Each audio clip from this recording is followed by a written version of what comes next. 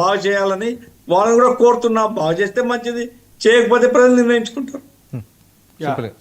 Sir, మొట్టమొదటిగా ఎందుకు ఓడిపోయారు అనేది మాట్లాడారు. ఎస్, వైఎస్ఆర్ కాంగ్రెస్ పార్టీ అనేక సంక్షేమ పథకాలు ఈ దేశంలో ఏ పార్టీ ఇవ్వనన్ని ఇచ్చి కూడా ఓడిపోయింది అంటే మా పార్టీ మీద చేసినటువంటి దుష్ప్రచారం ఒక కీలకమైనటువంటి భాగాన్ని పాత్రను పోషించి అనేది ప్రపంచంలో అందరికీ తెలిసినటువంటి అంశం. ఈ రాష్ట్రంలో ఉన్నటువంటి వ్యవస్థలు అంటే తెలుగుదేశం పార్టీ పెంచి పోషించినటువంటి ఎల్లో మీడియా అనేటటువంటి వ్యవస్థలు చేసినటువంటి దుష్ప్రచారం ఒక కీలక భాగం అనేది అందరికీ తెలిసినటువంటి సత్యం. రెండవది, ప్రతిపక్ష బాధ్యతను మేము పోషిస్తుంది పడుతూ కూడా ఇగ్నోర్ చేస్తున్నారు అంటే అది మీ యొక్క వ్యక్తిగతమైనటువంటి అంశంగా చూడాలి తప్ప ప్రజల వైపున పోరాడుతుంది. రెండవది, ఒక్క నిమిషం, జీతం తీసుకుంటూ అసెంబ్లీకి పోవట్లేదు అంటున్నారు. అసెంబ్లీకి పోవాలనే కోర్టులను కూడా ఆశ్రయించింది. మాకు కావాల్సినటువంటి తగిన సమయం ఇవ్వండి, వెళతామని అడుగుతున్నాం. మీలాగా చంద్రబాబు నాయుడు గారి లాగా వదిలేసి వెళ్ళి మేము గెలిసే వస్తామని మేమేం అనట్లేదే. ఇవాళ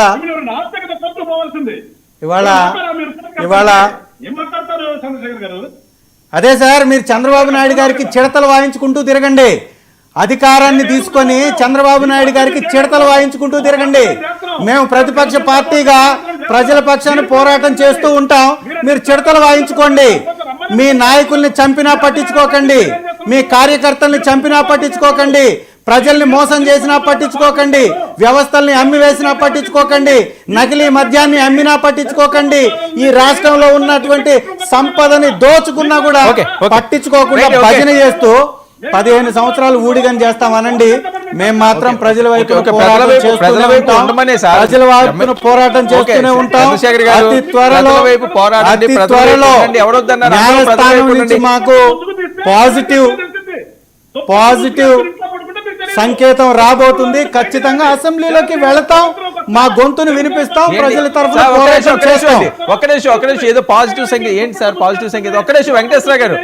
వెంకటేశ్వరరావు గారు ఒక్క నిమిషం, ఏదో బ్రేకింగ్ ఉండండి.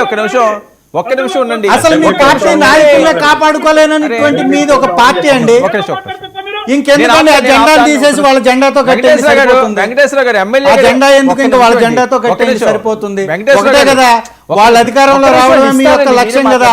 ఎట్లా వాళ్ళ అధికారం రావడానికి మీరు కలిసే ఉంటామంటున్నారు కదా, ఇంకెందుకు మళ్ళీ ప్రత్యేక పార్టీగా?